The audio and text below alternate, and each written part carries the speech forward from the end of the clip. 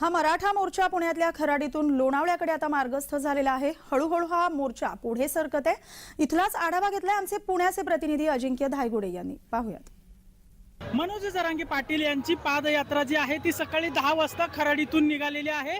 2.5 तासाच्या वेळेमध्ये फक्त 2 ते 2.5 किलोमीटर ही रॅली पुढे जाऊ शकलेली आहे।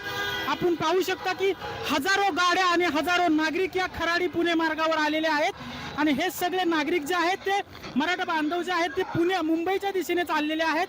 असं सांगण्यात येते की आज यांचा जो मुक्काम असणार आहे तो लोणावळ्या दरम्यान आज मुक्काम असणार आहे, परंतु सकाळी 10 वाजल्यापासून जी रॅली चालू झालेली आहे, पादयात्रा चालू झालेली आहे, ती या 2 तासात फक्त 2 ते 2.5 किलोमीटरच गेलेली आहे।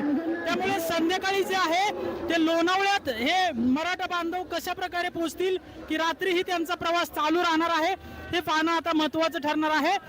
अजिंक्य धायगुडे, जय महाराष्ट्र न्यूज, पुणे।